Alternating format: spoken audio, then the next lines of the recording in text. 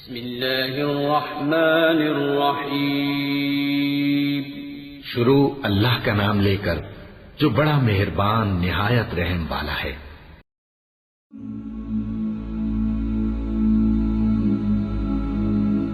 Islamic hub کے معزز دوستوں، میں ہوں ماجد ملک اور اب تمام دیکھنے اور سننے والوں کو السلام علیکم۔ ناظرین گرامی، وہ اللہ کے برگزیدہ پیغمبر اور چنے ہوئے انسانوں میں سے تھے، اللہ تعالیٰ کو اپنی جان سے عزیز تر رکھنے والے، جن کو اللہ سبحانہ و تعالیٰ نے خلیل اللہ کا لقب دیا۔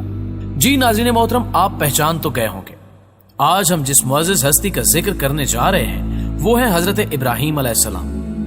حضرت ابراہیم علیہ السلام واحد ہستی ہیں جنہوں نے اپنے بیٹے حضرت اسماعیل علیہ السلام کے ساتھ مل کر خانہ کعبہ کی تعمیر کی۔ ان کے ساتھ کیا کیا واقعات پیش آئے اور انہیں کیسی مشکلات اٹھانا پڑی، مورخین کے مطابق ان کی زندگی کا دورانیہ کتنا تھا، اس حوالے سے آج کی ویڈیو میں تفصیلی بات کی جائے گی۔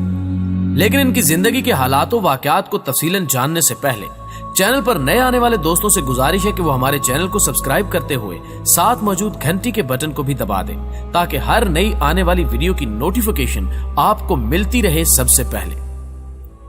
ناظرین گرامی، حضرت ابراہیم علیہ السلام کے والد گرامی کے نام کو قرآن مجید کی سورہ انعام میں یوں بیان کیا گیا ہے، اور وہ وقت بھی یاد کرنے کے لائق ہے جب ابراہیم نے اپنے باپ آزر سے کہا کہ کیا تم بتوں کو معبود بناتے ہو؟ میں دیکھتا ہوں کہ تم اور تمہاری قوم سری گمراہی میں ہو۔ اس سے معلوم ہوتا ہے کہ حضرت ابراہیم علیہ السلام کے والد کا نام آزر تھا۔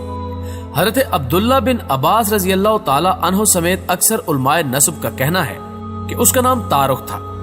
بعض علماء کہتے ہیں کہ یہ آزر اس بت کا نام ہے جس کی وہ پوجا کرتا تھا، اس وجہ سے اسے بھی آزر کہنے لگے۔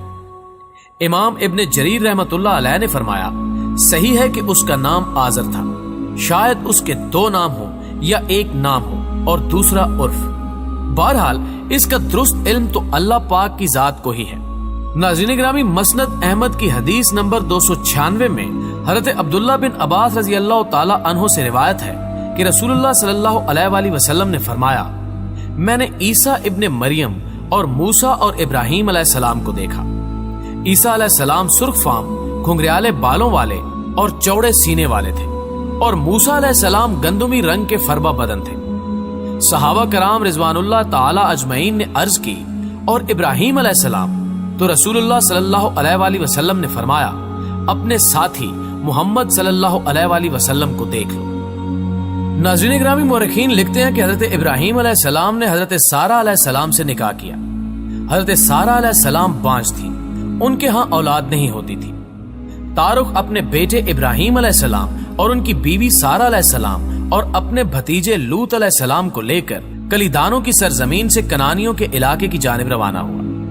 وہاں وہ حران نامی مقام پر رہائش پذیر ہوئے۔ وہاں تارخ 250 سال کی عمر میں فوت ہو گیا۔ کہا جاتا ہے کہ جہاں حضرت ابراہیم علیہ السلام پیدا ہوئے وہ بابل اور قرب و جوار کا علاقہ تھا۔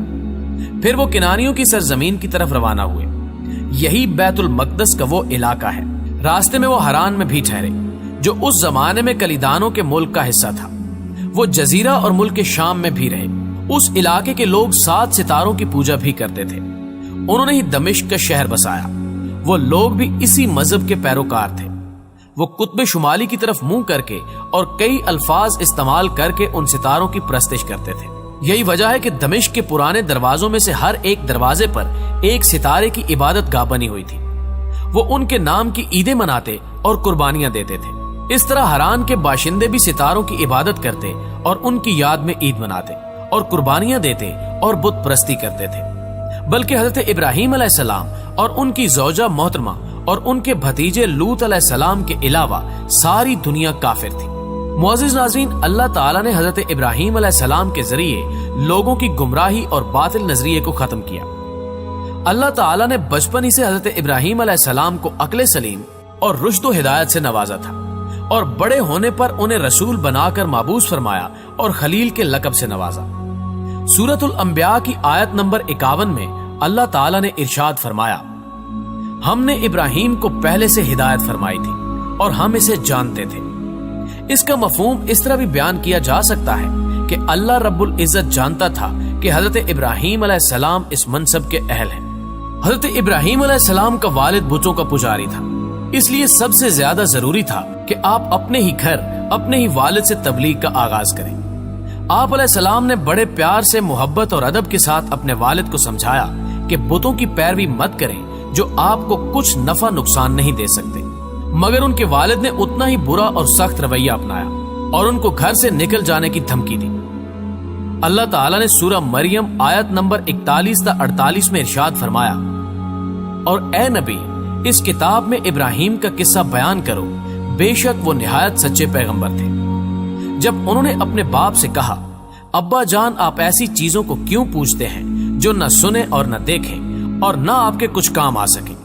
ابا جان مجھے ایسا علم ملا ہے جو آپ کو نہیں ملا، لہٰذا میرے ساتھ ہو جائیے، میں آپ کو سیدھی راہ پر چلاؤں گا۔ ابا جان شیطان کی پرستش نہ کیجیے، بے شک شیطان رحم کرنے والے اللہ کا نافرمان ہے۔ ابا جان مجھے ڈر لگتا ہے کہ کہیں آپ کو اللہ کا عذاب نہ پکڑے تو آپ شیطان کے ساتھی بن جائیں۔ اس نے کہا، ابراہیم کیا تو میرے معبودوں سے برگشتہ ہے؟ اگر تو باز نہیں آئے گا تو میں تجھے سنسار کر دوں گا اور تو ہمیشہ کے لیے مجھ سے دور ہو جا۔ ابراہیم نے کہا، اچھا تم پر سلام ہو، اور کہا کہ میں آپ کے لیے اپنے پروردگار سے بخشش مانگوں گا، بے شک وہ مجھ پر نہایت مہربان ہے۔ میں آپ لوگوں کو اور جن کو آپ اللہ کے سوا پکارتے ہو ان سے کنارہ کرتا ہوں اور اپنے پروردگار ہی کو پکاروں گا۔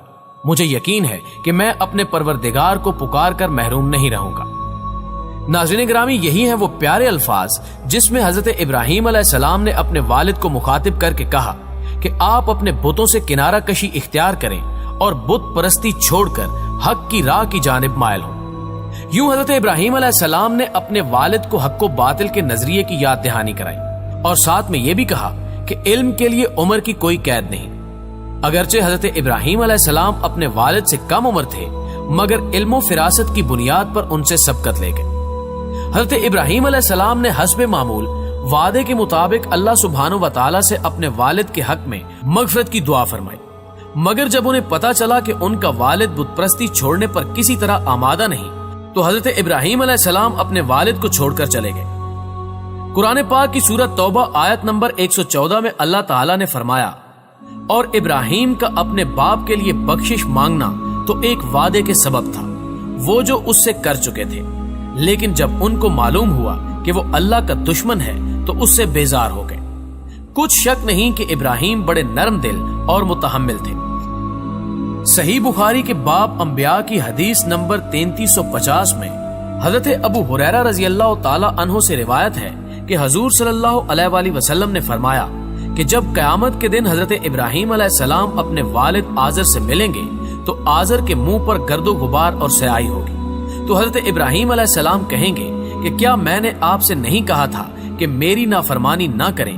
تو وہ کہے گا، آج میں آپ کی نافرمانی نہیں کروں گا۔ تو حضرت ابراہیم علیہ السلام کہیں گے کہ اللہ تو نے مجھ سے وعدہ کیا تھا کہ جب لوگ قبروں سے اٹھائے جائیں گے تو اس سے مجھے رسوا نہیں کرے گا، تو اس سے بڑھ کر میرے لیے رسوائی کیا ہوگی کہ میرا باپ رحمت سے دور جہنم میں جا رہا ہے۔